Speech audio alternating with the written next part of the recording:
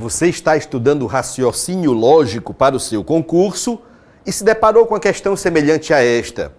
Se Paulo é poeta, então Edna é enfermeira.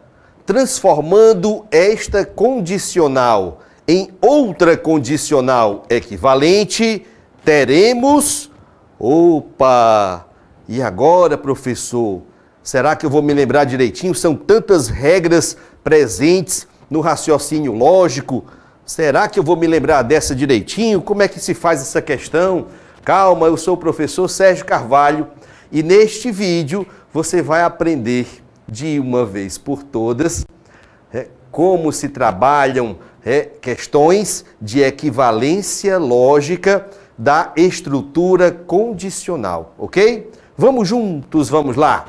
Então, para relembrar um pouco do que é a estrutura condicional, a estrutura condicional é aquela que vem no formato se, então. Se P, então que. No lugar de P e que, temos premissas quaisquer, ok?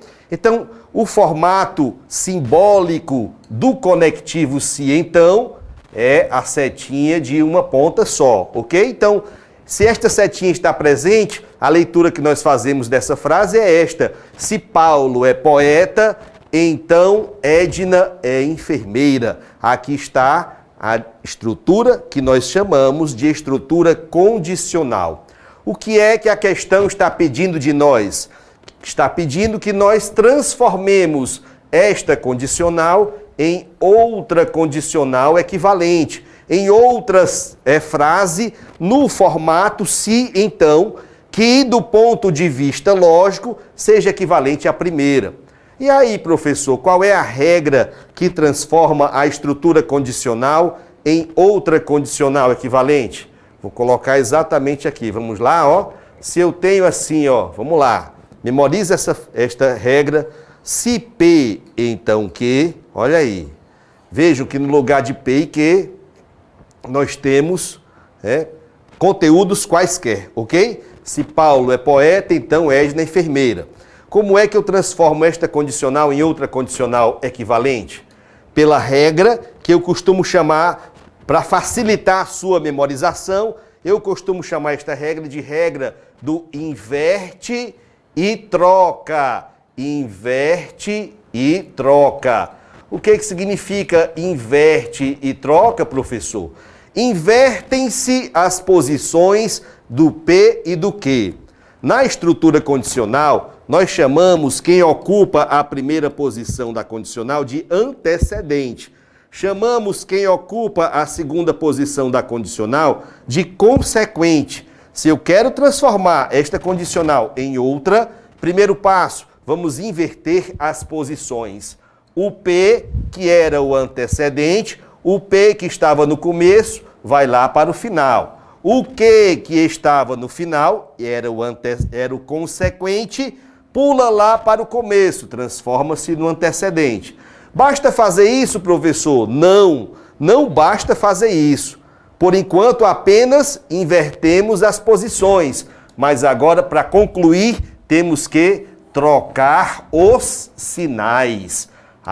Invertem-se as posições, trocam-se os sinais. Se o P estava positivo, mudou de posição e agora eu troco o sinal para negativo. Se o Q estava positivo, mudou de posição e agora, inverteu de posição e agora trocamos o seu sinal para negativo. E aqui está a regra completa para vocês, ok? A regra do inverte e troca. Se P, então Q, do ponto de vista lógico, é igual a se não Q, então não P. Inverte e troca. Invertem-se as posições e trocam-se os sinais. Opa, então agora, professor, eu já posso aplicar a regra do inverte e troca aqui para o nosso exemplo? Paulo é poeta, é o antecedente. Edna, enfermeira, é o consequente. Eu quero transformar essa condicional em outra condicional equivalente à primeira. O Paulo, que estava no começo, vai para o final, só que não basta ir para o final, tem que ir para o final com o sinal trocado. Não Paulo. Olha aí, ó. A Edna, que estava no final, vai para o começo. Mas não basta ir para o começo, tem que ir para o começo com o sinal trocado. Então ficamos com não Edna. Ou seja, qual foi o nosso resultado aqui? Vamos ler. Se Edna não é enfermeira, então Paulo não é poeta. Opa, olha aí o resultado. Se Edna não é enfermeira, então Paulo não é poeta. Na frase original, Paulo é poeta, era o antecedente. Pulou para o consequente com o sinal trocado. Paulo não é poeta. Na frase original, Edna é enfermeira, era o consequente da condicional. Pulou para o antecedente com o sinal trocado. Edna não é enfermeira. Portanto, do ponto de vista lógico, tanto faz eu afirmar que se Paulo é poeta, então Edna é enfermeira, ou afirmar que se Edna não é enfermeira, então Paulo não é poeta. Ótimo, aqui está, ok? Vamos para mais, o exemplo aqui. E se eu tivesse que a frase original, professor, se eu tivesse que a frase original fosse essa: se Paulo não é poeta, então Edna é enfermeira. Como é que eu transformaria esta condicional em outra condicional equivalente? Vamos lá, aplicando a regra do inverte e troca. Edna está no final, é o consequente, está com sinal positivo. Edna é enfermeira. Vem para o começo, vai ser o antecedente, só que com o sinal trocado. Não Edna. Se Edna não é enfermeira, opa, e agora? Então o quê? Não Paulo era o antecedente original. Não Paulo. Paulo não é poeta. Vai para o consequente, estava no começo. Vai para o final com o sinal trocado. Se ele estava com sinal negativo, trocando de sinal, agora ele fica positivo. Ah, professor, quem é negativo na origem, quando troca de sinal, fica positivo. Então ficamos assim, ó. Tanto faz eu dizer, se Paulo não é poeta, então Edna é enfermeira, quanto dizer, se Edna não é enfermeira, então Paulo é poeta. Mais um exemplo aqui embaixo. A estrutura condicional original é essa. Se Paulo é poeta, então Edna não é enfermeira. Quero transformar essa condicional em outra condicional equivalente. Como é que fica? Aplique a regra do inverte e troca. Invertem-se as posições, trocam-se os sinais. Então, olha lá, gente, ó. Não Edna está no final. Edna não é enfermeira. Já está com sinal negativo na origem, ó. Está no final, então vai para o começo. Só que com o sinal trocado, então teremos assim, ó. Se Edna é enfermeira... Ah, professor, perdeu o sinal de menos? Perdeu. Era negativo na origem, ó. Estamos invertendo as posições, mas também estamos trocando os sinais.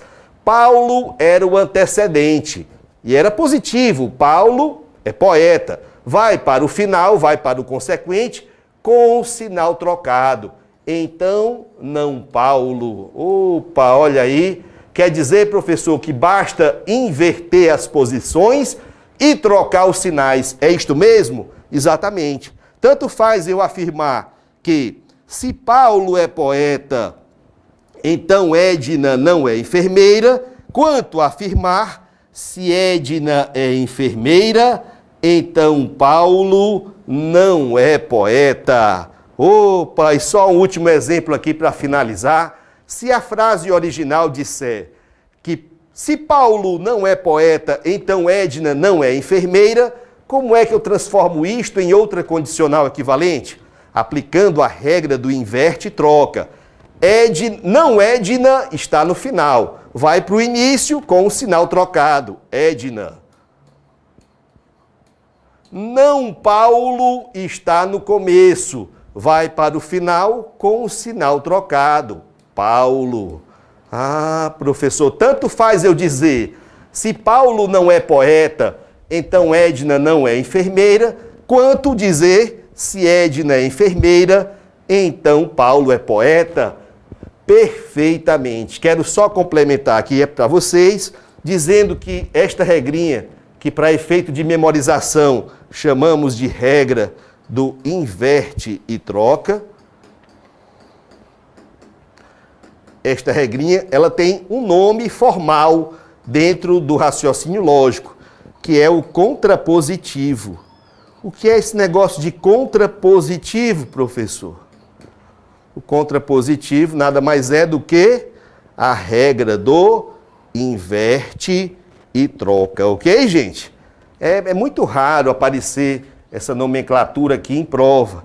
É raro, mas aqui e ali, tá? Alguma banca pode cobrar este conhecimento, tá? Aplicando a regra do contrapositivo. O que é a regra do contrapositivo? É a regra do inverte e troca, é a regra que transforma uma condicional em outra condicional equivalente. Opa, meus parabéns, você já aprendeu ou já relembrou, tá? Uma das regras mais importantes do raciocínio lógico. Não há prova de raciocínio lógico que se preze, que não cobre uma questão com esse assunto que acabamos de ver, acabamos de revisar ou de aprender. Toda prova de raciocínio lógico vai trazer pelo menos uma questão de equivalência lógica, e entre todas as regrinhas de equivalência lógica possíveis de serem cobradas, não resta dúvida nenhuma que esta, a regra do inverte e troca, é aquela mais frequente em questões de prova de raciocínio lógico, independentemente da banca. Todas as bancas cobram essa questão, ok? Então, meus amigos, eu sou o professor Sérgio Carvalho e, além de aqui no nosso canal do YouTube, você me encontra também no nosso portal, no olaamigos.com.br. A propósito, se você quer aprender o raciocínio lógico de uma vez por todas, definitivamente, tá? Aprenda comigo. Faça no Olá Amigos o curso básico de raciocínio lógico do professor Sérgio Carvalho. Com algo em torno de 20 horas de aula, você sairá deste curso pronto e preparado para enfrentar qualquer prova de raciocínio lógico daí para frente, ok? Você é meu convidado, você é minha convidada. Se ainda não se inscreveu aqui no nosso canal, que o faça. E se gostou desse vídeo, dá um joinha para nos ajudar a continuar fazendo esse trabalho. Um forte abraço a todos e a gente se vê.